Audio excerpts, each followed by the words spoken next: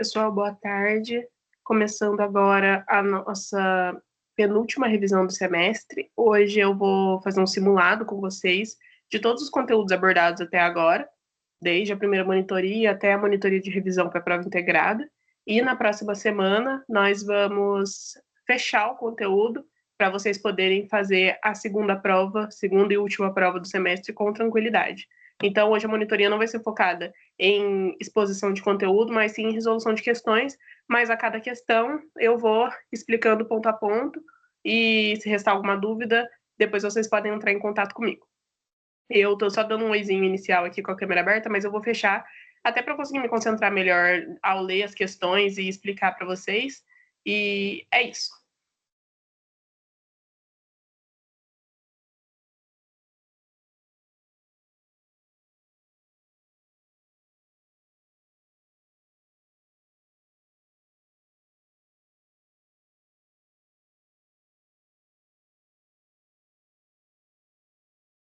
Começando então o nosso simulado, eu dividi ele em 10 grandes blocos de 3 questões. São 30 questões, 3 de cada um dos assuntos que a gente tratou nas monitorias até agora. Então, o primeiro bloco trata de infanticídio, o segundo de aborto, o terceiro, participação em suicídio, o quarto bloco, homicídio culposo, o quinto bloco, o crime de domínio social estruturado, o sexto, lesão corporal, sétimo, conduta, o oitavo, erro de tipo essencial, o nono, erro de tipo acidental, o décimo, concurso de pessoas, e o 11º, então são 11 blocos, comunicabilidade das elementares. Esse simulado que eu vou resolver agora com vocês, ele está sem o gabarito, mas eu já encaminhei também para a nossa coordenadora a versão com gabarito, e as duas versões vão ser disponibilizadas para vocês, depois se vocês quiserem fazer a versão sem o gabarito, como se fosse uma prova mesmo, e depois olhar o gabarito comentado e entender os erros, acho que é a forma ideal para revisar os conteúdos e estudar para as provas. Então, agora eu vou ampliar aqui e vou começar a leitura com vocês.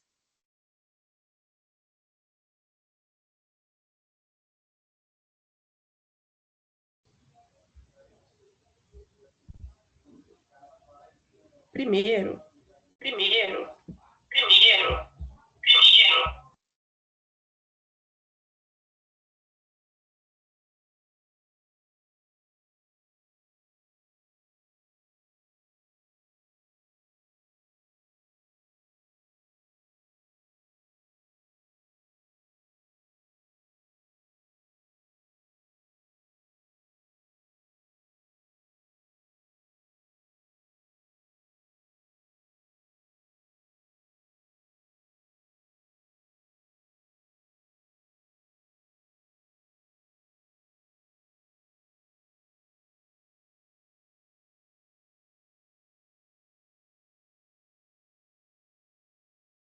Desculpa, eu tive um pequeno probleminha com o microfone, mas agora já resolvi.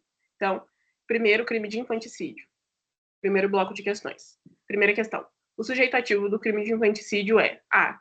Qualquer pessoa. B. Apenas a mãe em estado puerperal. C. Apenas os médicos. Ou D. O pai ou a mãe. O crime de infanticídio, ele consta do 123 do Código Penal, e se lembram que eu comentei com vocês que o sujeito ativo, quanto ao sujeito ativo, ele é um crime próprio, porque ele demanda uma característica específica do agente? Então, o agente aqui é somente a mãe no seu estado puerperal. Por isso ele é um crime próprio, porque depende que o autor desse infanticídio seja quem deu à luz aquela criança, e mais do que isso, que essa mãe ainda esteja sob influência do estado puerperal, o que vai ser caracterizado por meio de perícia médica. Então, tanto a questão da parentalidade quanto a questão de ela estar ou não sob influência do estado puerperal vão ser requisitos essenciais para diferenciar o infanticídio de um homicídio doloso ou culposo, enfim. Então, questão 1, letra B, apenas a mãe em seu estado puerperal. Questão 2. O estado puerperal é elemento A. Circunstancial. B. Elementar do tipo penal. C, subjetivo da conduta, ou D, facultativo. O estado puerperal, como eu comentei já na questão anterior, ele é essencial à caracterização do infanticídio. Então, além de a autora ser a mãe daquela criança, ser quem deu à luz, é necessário que ela esteja sob a influência desse estado. Então, ambas essas situações, como eu disse, a parentalidade e o estado puerperal, são elementares do tipo penal. São características sem as quais o crime não se constitui. Logo, a resposta da questão 2 é a letra B, elementar do tipo penal. Sem ele, não há infanticídio. Questão 3. O concurso de pessoas no infanticídio é possível porque A. O crime é plurissubjetivo. B.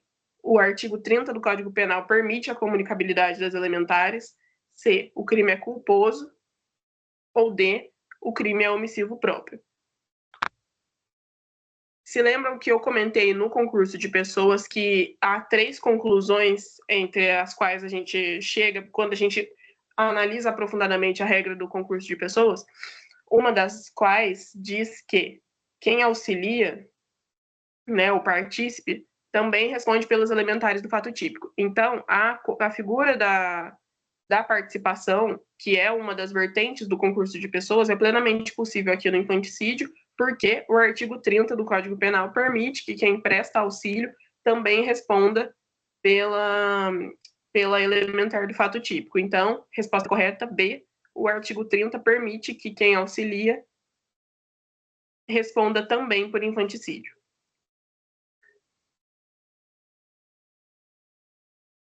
Partindo para o segundo bloco, crime de aborto. Questão 4. O aborto provocado pela própria gestante está previsto no artigo 124, 125, 126 ou 128 do Código Penal. Aqui é uma questãozinha bem decoreba, coloquei apenas para diferenciar as condutas típicas do crime de aborto, porque vocês se lembram que o crime de aborto é um crime que ele está previsto em 3 artigos, porque são 3 condutas diferentes. É o aborto praticado pela própria gestante ou consentido por ela, isso é um crime.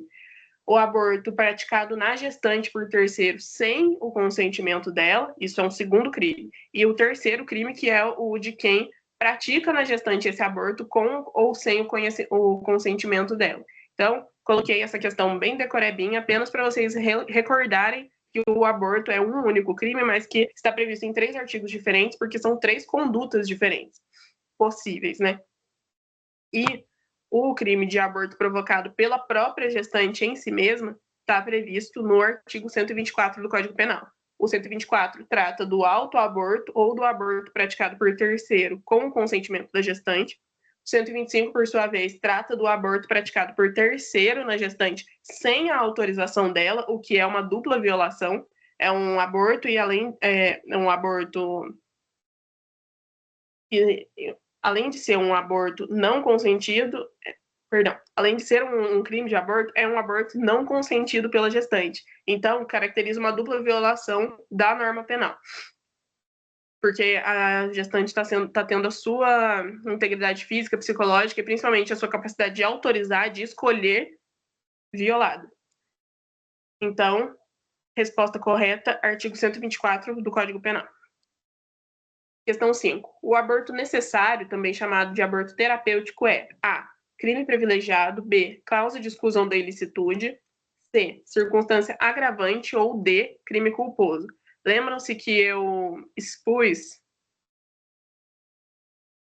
que o aborto, quando praticado em 3 situações, ele vai ser alguma coisa? O aborto, a gente tem 3 características, 3 situações que vão excluir a ilicitude, que eu não gostaria, mas já estou dando a resposta. Existem 3 hipóteses que excluem a ilicitude do aborto. Quando o aborto é o chamado necessário ou terapêutico, que é aquele aborto necessário para salvar a vida da mãe. Também existe o chamado aborto sentimental ou humanitário, que é quando o feto decorre, né, a gravidez decorre de um estupro.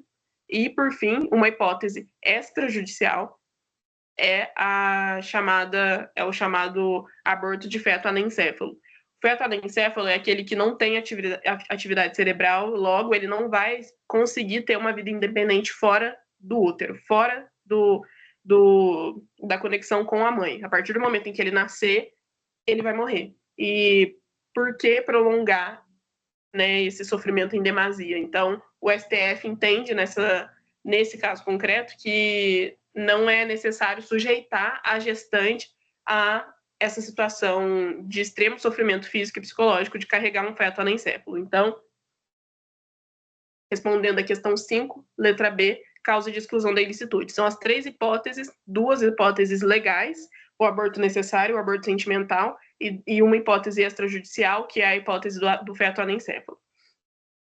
Questão 6.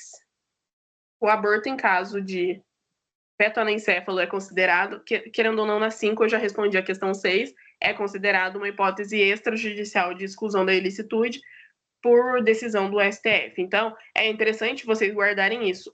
A questão do feto anencefalo é sim uma hipótese de exclusão da ilicitude, mas é uma hipótese extrajudicial. E isso é relevante porque senão vocês podem acabar caindo no erro de entender que as 3 hipóteses estão previstas em lei, seja no Código Penal, seja em outra lei, e não. O Código vai prever, a legislação vai prever apenas as 2 primeiras hipóteses, do aborto necessário e do aborto sentimental. O aborto de feto anencefalo é uma hipótese extrajudicial que o STF julgou em julgamento de casos repetitivos, enfim. Então, letra B, hipótese extrajudicial, conforme o STF e a doutrina. Partindo para o terceiro bloco de questões. Participação em suicídio e automutilação. É o crime que a gente vai responder as questões agora. Questão 7. Induzir alguém ao suicídio é A, forma de participação material, B, forma de participação moral, C, crime culposo ou D, circunstância agravante. Lembrem-se que na participação em suicídio ou automutilação existem 3 formas de participação, 3 formas de conduta: induzir, instigar e prestar auxílio. Induzir é plantar a ideia na cabeça de alguém, então a pessoa não tinha ideações suicidas, não tinha ideações de se automachucar, e eu planto a ideia na cabeça dessa pessoa. Instigar, por sua vez, é incentivar uma ideia que já existe. Então, é uma pessoa que já tem uma ideação suicida, já tem uma tendência à automutilação, e eu fico reforçando isso, incentivando ela a dar vazão a esses pensamentos que ela já tem. E prestar auxílio é prestar auxílio de forma efetiva, é dar algum instrumento para essa pessoa fazer isso, é dar uma arma na mão dessa pessoa, dar uma faca, dar qualquer coisa que possa facilitar para ela praticar esse suicídio ou praticar essa automutilação. Então, a indução, como eu disse, é plantar a ideia na cabeça de alguém. Logo, é uma forma de participação moral. Letra B. Questão 8. Instigar alguém ao suicídio significa A, plantar a ideia suicida, B, reforçar a ideia já existente, C, fornecer meios materiais, ou D, omitir socorro. Novamente, com a resposta da questão anterior, eu já respondi essa questão. Letra B, instigação é o reforço da ideia. Induzir é plantar a ideia na cabeça de alguém. Instigar é reforçar uma ideia que já existe. E prestar auxílio, aqui, é prestar auxílio no sentido material, fornecer instrumentos para a vítima praticar aquele ato contra si mesma. Continuando, questão 9. A prestação de auxílio caracteriza A, participação moral, B, participação material, ou C, crime culposo, ou D, crime omissivo próprio. Novamente, prestação de auxílio vai caracterizar uma forma de participação material. Letra B. É fornecer meios, fornecer instrumentos para a vítima praticar aquilo contra si mesma.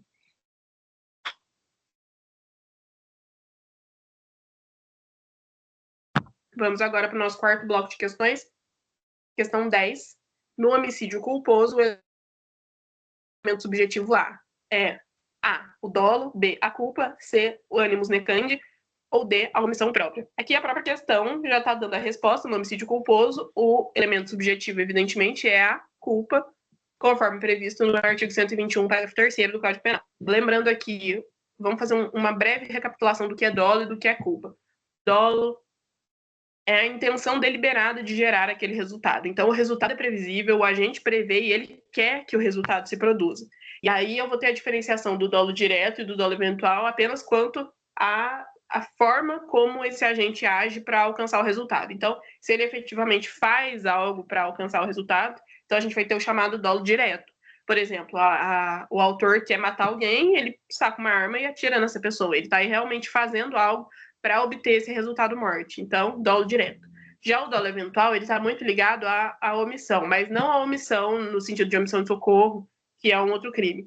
É a omissão no sentido de o agente não se importa se o resultado se produz. Então, ele não faz efetivamente alguma coisa para gerar a morte de alguém, por exemplo, no caso do homicídio, mas se essa morte acontece, ele não liga. Ele não liga. Por exemplo, deixa eu ver se eu consigo pensar em um exemplo. Um médico, por exemplo, que tem algum tipo de desavença com algum paciente e ele deliberadamente deixa de prestar socorro a um paciente que ele sabe que corre o risco de morrer se não for socorrido rápido. Ele deixa aquele paciente morrer. Percebam que ele não está fazendo nada, ao contrário, ele deixa de fazer o que ele deveria, né, que é prestar socorro, que é exercer a sua conduta médica da forma correta. Ele deixa de fazer o que deveria e esse deixar de fazer acaba produzindo o resultado morte. Então, no dolo eventual, o agente assume o risco do resultado. Já no dolo direto, o agente age efetivamente para alcançar aquele resultado. Na culpa, por sua vez, o resultado é previsível, o agente e pode acontecer duas coisas. O resultado é previsível para o homem médio. Quem é o homem médio? É o homem padrão, é o homem modelo, é a pessoa comum com um discernimento mínimo para entender o que é bom e ruim, o que é certo e errado. O resultado é previsível na culpa para o homem médio e o agente não o prevê, ou ele prevê, mas espera honestamente que esse resultado não se produza. Então, percebam que não existe como, não tem como existir a figura da tentativa, por exemplo, no homicídio culposo, em crimes culposos de maneira geral. Por quê? A tentativa é o quê? Início de execução, não consumação por circunstâncias alheias à vontade do agente. Então, a vontade do agente ela é deliberada, ela é proposital. Tentativa pressupõe o dolo. Eu não tenho como ter uma tentativa num crime culposo. Então, é a conclusão lógica a que se chega. E no homicídio culposo, voltando para a questão, fechando essa recapitulação, no homicídio culposo, o elemento subjetivo é, evidentemente, a culpa. O resultado morte era previsível e o agente não o previu, ou ele previu, mas esperou honestamente que não acontecesse. Então, letra B. Na questão 11, não se admite tentativa no homicídio culposo porque A, o crime é omissivo próprio, B, o crime é culposo, C, o resultado não é previsível, ou D, o dolo é sempre presente. Respondi novamente na questão anterior, letra B, é sim. Letra B, porque o crime é culposo. Então, não existe tentativa no crime culposo, porque a tentativa pressupõe o dolo. A tentativa pressupõe a intenção deliberada de gerar aquele resultado. Então, eu queria gerar aquele resultado morte, só não consegui porque um elemento externo me impediu, mas a minha vontade era gerar aquele resultado. Na culpa não existe isso, porque na culpa não há intenção deliberada. O resultado acontece, mas porque o agente não o prevê, ou ele prevê, mas espera honestamente que ele não vai ocorrer. Não existe a intenção honesta de gerar o resultado morte. Então, letra B, não existe tentativa em crime culposo. Questão 12. O perdão judicial no homicídio culposo ocorre quando A, o agente mata por imprudência, B, o agente mata a própria mãe em acidente, C, o agente foge do local, ou D, o agente não presta socorro.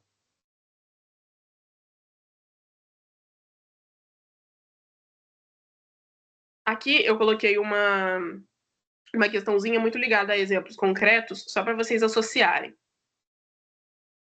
Vamos por exclusão. Imprudência é uma das vertentes da culpa, porque a culpa pode ser por imprudência, negligência ou imperícia. Negligência é se omitir, né, deixar de fazer o que se deveria, e isso acaba gerando o resultado. Imprudência é fazer algo que não deveria, e isso acaba levando ao resultado. E, por fim, a imperícia é não ter a expertise necessária para realizar uma atividade, um ofício, um trabalho, e mesmo assim se arriscar, e isso acabar gerando o resultado. Nesse caso aqui do homicídio culposo, o resultado morte. Então, imprudência não, porque a imprudência ela é uma das facetas do homicídio culposo. Mas ela não é o pressuposto essencial para a concessão do perdão judicial. o agente fugir do local. O agente fugir do local, assim como o agente não prestar socorro, ou seja, alternativas C e D, são muito ligadas ao crime de omissão de socorro. O crime de omissão de socorro tem situações em que o agente vai responder ou não. Se o agente apenas foge, ele vai responder. Se ele pensa que a vítima está morta, mas ele não tem certeza e foge mesmo assim, também ele vai responder. Se ele fica, presta socorro, vê o socorro sendo prestado, ele não vai responder. E se a vítima tem ferimentos leves, isso vai depender do caso concreto. Essas são as hipóteses do crime de omissão de socorro, e isso não é pressuposto essencial para conceder o perdão judicial.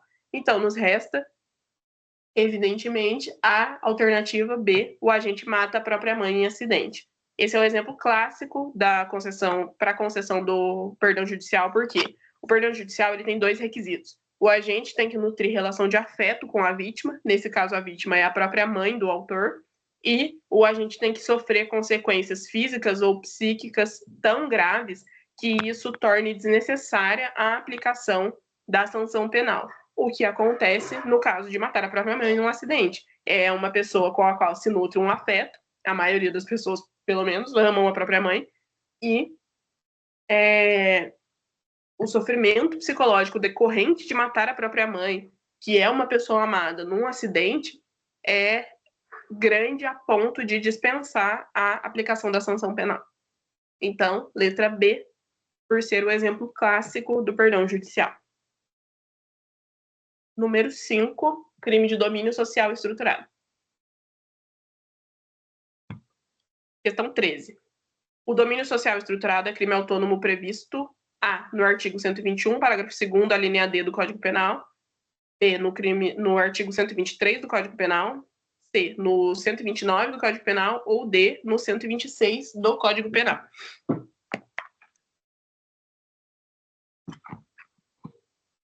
Lembram-se que quando eu mencionei o crime de domínio social estruturado, pelo que me lembro, foi para revisão para a primeira prova de vocês, eu comentei que o crime de domínio social estruturado ele era uma qualificadora do homicídio e ele se tornou crime autônomo este ano, numa lei que foi promulgada, né, que entrou em vigor em março. Em março foi uma outra lei de um outro assunto que eu estudei.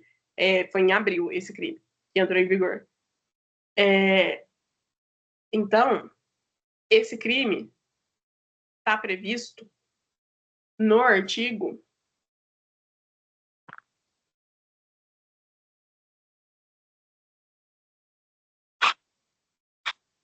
121, estava só confirmando aqui no código, 121, parágrafo 2º, a linha D do Código Penal, entrou em vigor por meio da Lei 15.358 de 2026.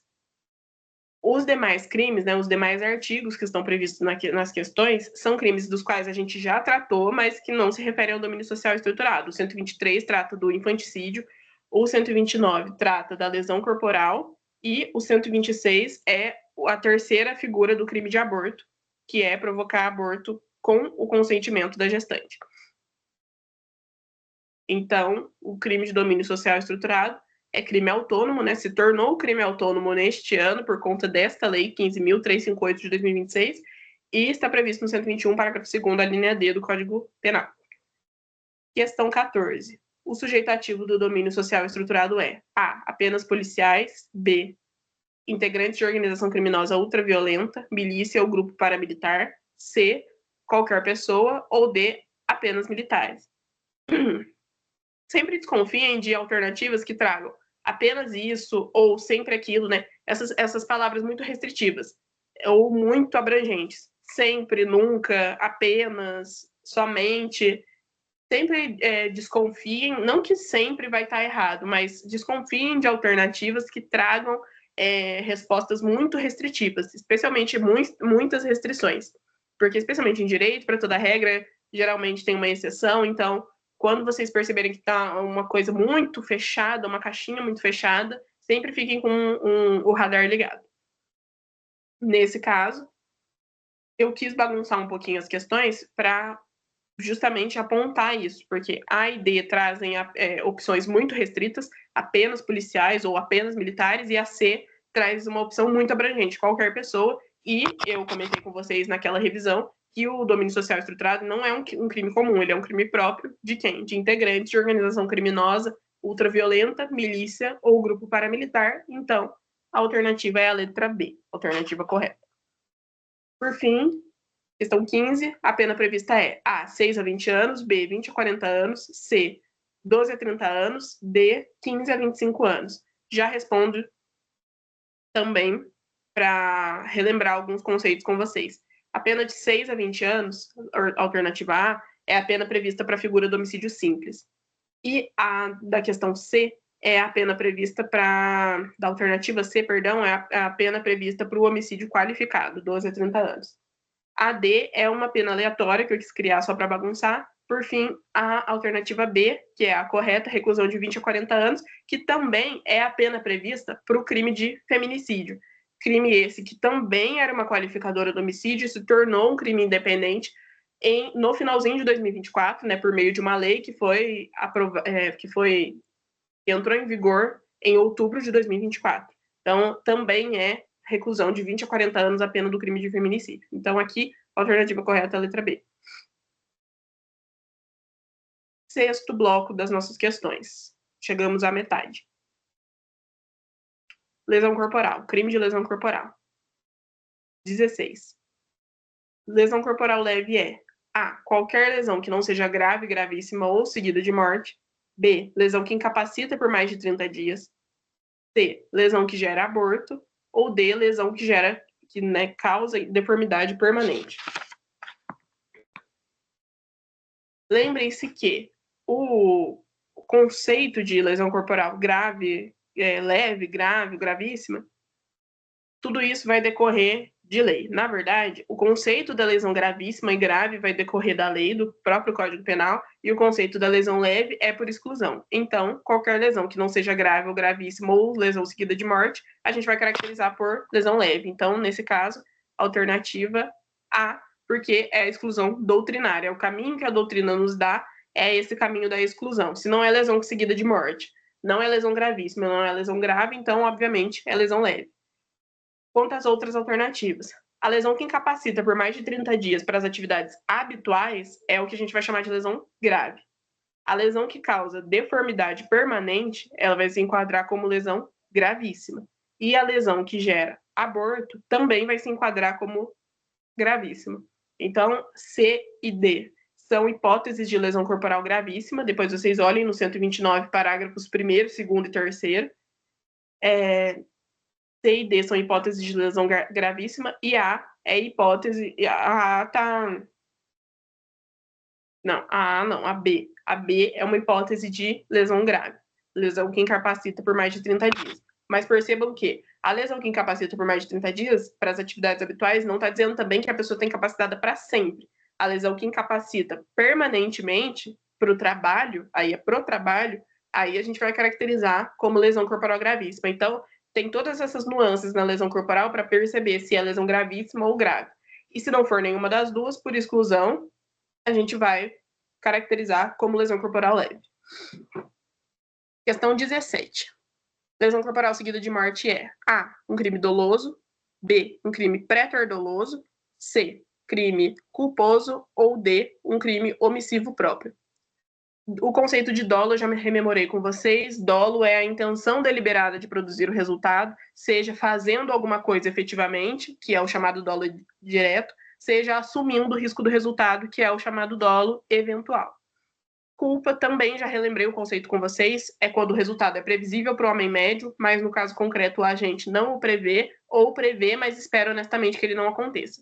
E o crime omissivo próprio, a gente vai olhar outras questões também que vão envolver esse conceito, mas crime omissivo próprio é aquele em que o tipo penal é uma omissão. Então, a omissão já é elementar da figura típica, como no caso da omissão de socorro. O crime de omissão de socorro, que está previsto no 135 do Código Penal, ele diz que é o crime de omissão de socorro deixar de prestar assistência quando possível fazê-lo, sem risco pessoal, ou não pedir, nesses casos, o socorro da autoridade pública. Então, é deixar de fazer, deixar de prestar socorro quando for possível, sem risco pessoal, ou deixar de acionar a autoridade competente para isso. Então, o crime é a omissão em si.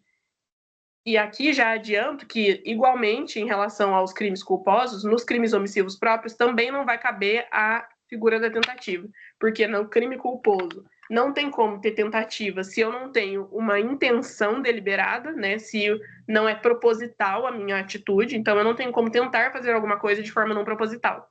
Se eu estou tentando, é porque eu estou colocando uma intenção deliberada de reproduzir aquele resultado.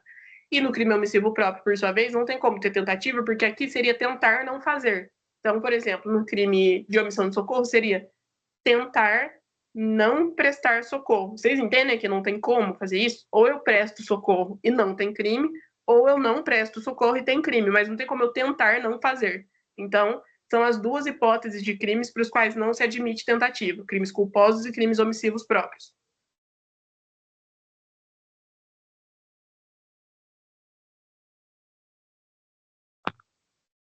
Então, quanto à nossa questãozinha, lesão corporal seguida de morte, só vai nos restar, depois dessa recapitulação toda, quanto a dolo, culpa e formas de conduta, só vai nos restar B, crime pré-doloso. Por quê? O que é o pré-dolo? Dolo no antecedente e culpa no consequente. Então, na lesão corporal seguida de morte, o ânimo não é de matar, é de machucar. É o chamado animus ladendi. O agente tem a intenção de machucar a vítima, não de matá-la. A morte é um agravamento inesperado da conduta. Então, existe dolo no antecedente, né? Existe dolo no ato de machucar, mas existe culpa quanto ao resultado morte que se produziu de forma inesperada. Ele vai responder por ambos, a título de dolo na lesão e a título de culpa na morte. 7. Vamos para o nosso bloquinho de perguntas. Ah, não. Tenho mais uma pergunta aqui. 18. A substituição da pena é possível? A. Sempre. B. Apenas quando não for lesão grave ou gravíssima. C, perdão. Apenas em caso de aborto ou D. Nunca. Quando que vai ser possível substituir a pena na lesão corporal? O artigo 129, parágrafo 5º, é que nos vai responder isso, dizendo que o juiz, não sendo graves as lesões corporais, pode ainda substituir a pena de detenção pela de multa quando 1. Se ocorre qualquer das hipóteses do parágrafo anterior, que é o parágrafo 4º, que vai dizer sobre as causas de diminuição de pena, ou também pode substituir a pena se as lesões corporais são recíprocas. Então, apenas quando não for lesão grave ou gravíssima, alternativa B. São as duas hipóteses, né? Ou seja, não é lesão grave nem gravíssima, então é lesão corporal leve. Quando for lesão corporal leve, se enquadrar nos requisitos, ele pode substituir a pena privativa de liberdade por uma pena de multa. Então, sempre e nunca, alternativas A e D. Como eu disse, são duas questões, são duas alternativas, uma muito abrangente, a outra muito restritiva. Sempre fiquem ligados com isso. E a alternativa C não seria porque lesão corporal da qual decorre um aborto é caracterizada como uma lesão corporal gravíssima e, nesse caso, não vai poder haver a substituição da pena. Então, aqui, percebam que é uma questão que vocês têm que conhecer um pouco da técnica, conhecer um pouco da lei, mas também ficarem ligados nessas alternativas que são muito abrangentes ou muito restritivas. Bloquinho 7, conduta. Questão 19. Conduta é A, qualquer ato humano, B, ação ou omissão consciente e voluntária dirigida a um fim, C, apenas ação física, ou D, apenas omissão. O que é a conduta?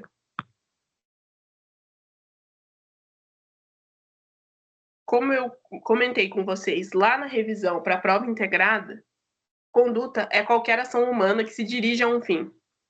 Só que ela pressupõe, a conduta, para ela ser caracterizada como um crime, ela vai pressupor consciência e voluntariedade. Então, a gente precisa estar ciente do que ele está fazendo e escolher tomar aquela atitude. Então, consciência e voluntariedade são dois requisitos essenciais para eu caracterizar uma conduta como crime. Se está ausente a consciência ou está ausente a voluntariedade, se o agente está sendo coagido a fazer alguma coisa, aí eu vou afastar a punibilidade. Então, letra B, ação ou omissão consciente dirigida a um fim. Questão 20. Não há conduta quando falta A, voluntariedade, B, consciência, C, resultado ou D, tipo penal. Aqui, tanto a voluntariedade quanto a consciência, elas são pressupostos da conduta criminosa, mas especialmente a voluntariedade. Então, resposta letra A. Por quê?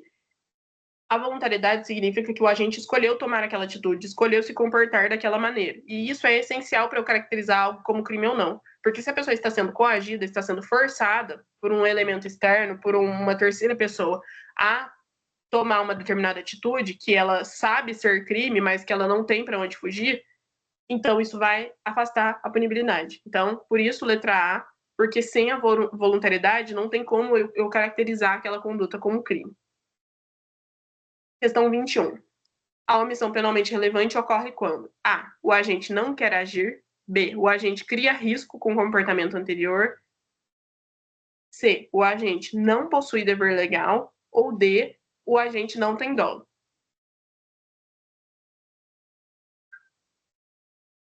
Relembrando o conceito de omissão penalmente relevante, a gente se omite em relação a muita coisa. Eu tô aqui na minha casa dando a monitoria para vocês e tá acontecendo 1 milhão de coisas no mundo e nem por isso eu posso ser responsabilizado por tudo que acontece a título de omissão. Por quê? Porque eu preciso estar naquela situação fática. Primeiro de tudo, eu preciso estar naquela situação fática. E para mim a omissão ser penalmente relevante, eu vou ter que olhar para o artigo 13, parágrafo 2º do nosso Código Penal. A omissão é relevante, ou é penalmente relevante, quando o agente devia e podia agir para evitar o resultado. Quando que o agente devia? Ele devia quando ele se enquadra em uma das alíneas do artigo 13, parágrafo 2º. Quando ele... Deixa eu olhar aqui no meu código só para eu falar corretamente para vocês. Quando o agente tem por lei obrigação de cuidado, proteção ou vigilância, quando o agente, de outra forma, assumiu a responsabilidade de impedir o resultado, ou, alternativa C, com o seu comportamento anterior, o agente criou o risco da ocorrência do resultado. Então, aqui na nossa questão, a omissão vai ser penalmente relevante quando o agente, por exemplo, cria o risco do resultado com o comportamento anterior, alternativa B, porque a alternativa B se enquadra em uma das 3 hipóteses de omissão legal penalmente relevante. Então, a omissão é penalmente relevante quando a gente devia e podia. Ele devia quando ele se enquadra em uma dessas hipóteses e ele podia. O poder agir ou não no caso concreto, eu vou ter que analisar caso a caso. Por quê? Ninguém é obrigado a se sacrificar por ninguém. A lei, tirando quem tem esse dever profissional, por exemplo, policiais, bombeiros, essa galera, eles têm o dever de se arriscar porque é inerente ao ofício deles. Mas, tirando esse pessoal, ninguém tem a obrigação de se sacrificar, de se pôr em risco por outra pessoa. A lei não obriga isso. Então, se é uma situação em que eu vou me expor a um risco pessoal para prestar socorro a alguém, enfim, a lei não me obriga a fazer isso. Então, por isso que o podia, ele é muito subjetivo e ele tem que ser analisado caso a caso. Porque eu só vou poder dizer que aquela pessoa podia agir para evitar o resultado se ela não ia se arriscar tomando alguma atitude.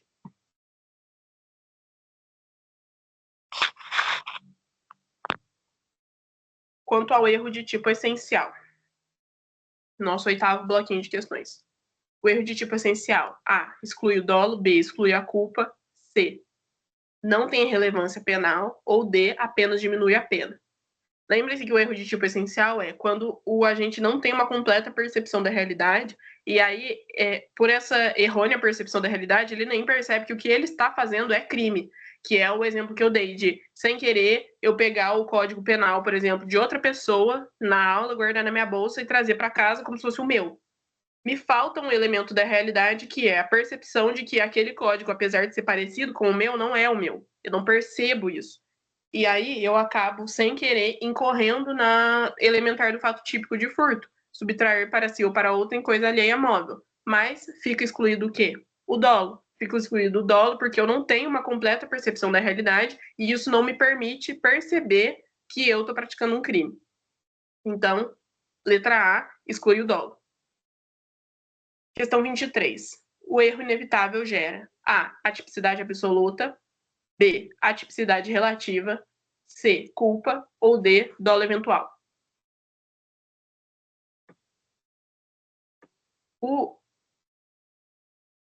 Deixa eu voltar só aqui na questão. Aqui, ó, o erro inevitável. Lembrem-se que o erro de tipo essencial ele vai se caracterizar como evitável ou inevitável. O erro inevitável é aquele em que qualquer pessoa poderia incorrer. Qualquer pessoa poderia incorrer naquele erro. É um erro muito fácil de acontecer com qualquer um. Já o erro de tipo evitável é aquele em que, daí sim, o agente vai ser responsabilizado, porque não é tão fácil assim incorrer. Porque é uma coisa, por exemplo, um erro de tipo inevitável, é esse exemplo do Código Penal, por exemplo. O meu é daquele modelo vermelhinho, pequenininho, da editora Édipa. Várias pessoas na minha turma têm um código parecido com o meu, então é muito fácil eu confundir o meu código com o código de outra pessoa, então tudo bem. Depois a gente destroca e beleza, é um erro de tipo evitável. Agora, uma outra coisa completamente diferente é, por exemplo, eu pegar o carro de outra pessoa por engano. É eu confundir as chaves, chegar no carro de uma outra pessoa que tem o mesmo modelo que o meu carro e sair dirigindo como se fosse nada, assim, sabe? É um erro de tipo que, apesar de ser um erro de tipo, porque me falta a percepção de que são carros diferentes, ele é um erro evitável, porque uma coisa é confundir um livrinho pequenininho, outra coisa é confundir um veículo. Então, é um erro, o chamado erro evitável. Quanto à nossa questão, o erro inevitável vai gerar atipicidade absoluta. Quando é um erro em que qualquer um pode incorrer, né, uma coisa assim muito possível de acontecer com qualquer um, isso vai excluir a tipicidade absolutamente, completamente. Já quanto à questão 24, que é sobre o erro de tipo evitável, já respondendo a 24, ele vai gerar punição a título de culpa. Por quê?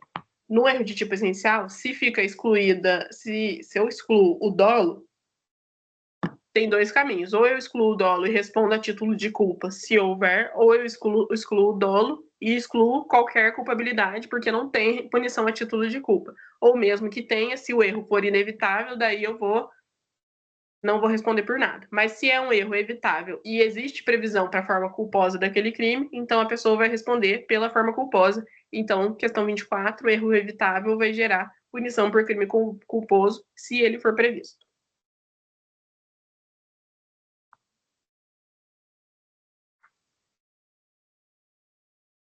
Questão 25.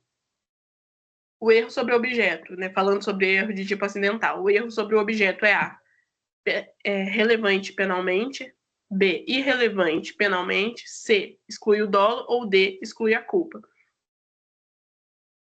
O erro de tipo acidental é aquele em que também falta algum ponto da realidade, não está claro para a pessoa, ela tem alguma percepção equivocada sobre a realidade de alguma maneira, mas isso não impede ela de perceber que ela está praticando um crime. Então, ela sabe que ela está praticando um crime, só que lhe falta algum elemento da realidade. No erro sobre o objeto, confunde o objeto material do crime. No erro sobre a pessoa, confunde as vítimas. No erro de representação, no erro de execução, perdão. No erro de execução, a execução sai de uma forma que não era aquela que tinha sido planejada. E no aberratio ictus, a vítima atingida não é aquela que eu gostaria de atingir, pelo que me lembre, no aberratio ictus. Quanto ao erro sobre o objeto, já respondendo, ele é irrelevante penalmente. Por quê? Por exemplo, uma pessoa quer furtar uma adega e ela quer roubar uma garrafa de champanhe, mas ela acaba roubando uma garrafa de cidra. Percebam que tanto faz, meio que não importa. Roubou uma garrafa de champanhe, roubou uma garrafa de cidra. Roubou não, furtou, porque são duas coisas diferentes. O furto continua estando caracterizado, então é irrelevante penalmente. Então, a confusão entre os objetos é completamente irrelevante. Letra B. O erro sobre a pessoa, por exemplo, matar uma gêmea por engano, gera A, irrelevância penal, B, responsabilidade em relação à vítima virtual, C, exclusão da ilicitude, ou D, crime culposo. C e D vocês já podem tirar, já excluem logo de cara, porque não é nenhuma excludente de ilicitude, muito menos um crime culposo. E não é crime culposo exatamente porque o agente ele percebe que ele está praticando um crime. Então percebam que a gente já pode entender com um dolo aí meio que pressuposto no erro de tipo acidental. No erro de tipo essencial, vai excluir completamente o dolo, e daí pode haver uma responsabilização a título de culpa. Porque no erro de tipo essencial, a pessoa não percebe que ela está praticando um crime. Agora, no erro acidental, apesar de ela errar sobre o objeto, ou sobre a pessoa, ou sobre a execução, ela sabe que ela está praticando um crime. A intenção é deliberada. Então, o erro de tipo acidental, ele vai pressupor o dolo. Então, já exclui a alternativa C, também já exclui a alternativa D. A pode excluir também, porque erro sobre a pessoa é muito relevante. Erro sobre objeto, tanto faz. Roubou champanhe, roubou uma cidra, roubou uma garrafa de vinho, tanto faz. Agora, erro sobre a pessoa, ele é extremamente relevante, por quê? Porque todas as causas de aumento, diminuição de pena, qualificadora, agravante, atenuante, tudo isso vai incorrer sobre quem? Em relação a quem o agente gostaria de ter matado. Por exemplo, né? Não é só no crime de homicídio que isso aqui se aplica, essa regra se aplica a diversos crimes. Eu estou usando o homicídio como exemplo só para ficar mais evidente. Então, por exemplo, queria matar, são duas irmãs gêmeas, e o agente queria matar a Laísa, acaba matando a Lara. Mas ele queria matar a Laís. Então, todas as causas de aumento, diminuição de pena, agravantes, atenuantes, tudo vai ser considerado em relação à vítima virtual. Respondendo, letra B. É em relação a quem o agente gostaria de ter matado, e não a quem ele efetivamente matou. Questão 27. Aberratio ictus vai ocorrer quando? Aberratio criminis, perdão. Aberratio criminis ocorre quando? A. O agente atinge resultado diverso do pretendido. B. O agente confunde pessoas. C. O agente erra na execução. Ou D. O agente não tem dolo. O aberratio criminis, ele vai ocorrer, só um minutinho.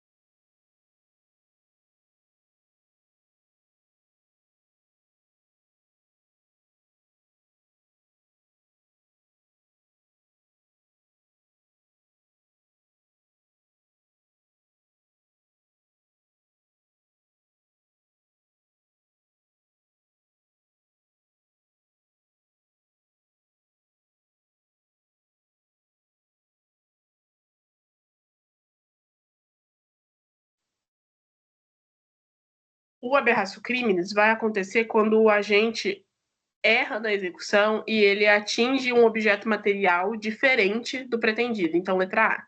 Ele atinge um resultado, ele atinge um objeto material que não era aquele que ele pretendia, porque ele erra no cálculo, ele erra na execução, algum fator na hora de ele praticar aquele delito acaba saindo de forma errônea, e isso faz ele atingir um objeto material distinto. Nosso penúltimo bloco de questões, concurso de pessoas, questão 28. No concurso de pessoas, a coautoria ocorre quando? A. Um dos agentes instiga o outro. B. Dois ou mais agentes praticam juntos a conduta descrita no Código Penal, no tipo penal. C. Um agente fornece meios materiais. Ou D. Um agente apenas se omite. A coautoria é a execução conjunta da figura típica. Então, na coautoria, quando mais de uma pessoa pratica em conjunto, né, quando duas ou mais pessoas praticam em conjunto as elementares da figura típica, né, a conduta que está prevista no tipo penal. Logo, letra B, quando dois ou mais agentes praticam juntos a conduta descrita. Fornecer meios materiais sem se envolver na prática em si, ou instigar somente, né, incentivar, induzir, tudo isso é forma de participação, porque quem que é o partícipe? Enquanto o coautor ele está ali praticando efetivamente o crime em conjunto, o partícipe é a pessoa que colabora para que o crime aconteça sem efetivamente sujar as mãos, entre aspas. Ele colabora de outras formas, mas ele não pratica as elementares da figura típica. Então, na nossa questão, letra B, dois ou mais agentes praticam juntas a conduta descrita no Código Penal. 29, a participação pode ser A, apenas material, B, apenas moral, C, moral ou material, ou D, exclusivamente culposa. Aqui já está respondido, porque lá naquela questão, naquele bloquinho sobre participação em suicídio, eu já respondi que a participação, tanto naquele crime quanto em qualquer crime, as formas de participação podem ser moral, com induzimento ou instigação, ou material, com a prestação de auxílio. Lembrando que induzir é plantar a ideia na cabeça de alguém, e instigar é incentivar uma ideia que já existe. 30. Para que o partícipe seja punido, aplica-se A, o artigo 121 do Código Penal, B, o 29 do Código Penal, C, o artigo 30 do Código Penal, ou D, o artigo 129. Já podem excluir A e D, porque a 121 é o artigo que trata do homicídio, não tem nada a ver, e o D é o 129, que trata da lesão corporal, também não tem nada a ver. A punição do partícipe consta do artigo 29 do Código Penal, porque ele vai dizer que quem de qualquer modo concorre para o crime incide nas penas a este cominadas na medida de sua culpabilidade. É aquela regrinha geral. Quem de qualquer modo colabora para o crime, responde pelo crime. E o partícipe é exatamente essa pessoa. Ele colabora de qualquer outra maneira, menos sujando as mãos, menos praticando as elementares da figura típica, mas ele favorece a situação para que outras pessoas pratiquem aquela figura típica, aquele delito que está previsto em lei. Então, resposta, letra B, artigo 29 do Código Penal. Por fim, nosso último bloquinho de questões, questão 31, segundo o artigo 30 do Código Penal, não se comunicam A, as elementares do crime, B, as circunstâncias e condições de caráter pessoal, salvo quando elementares, C, as circunstâncias objetivas, ou D, as qualificadoras.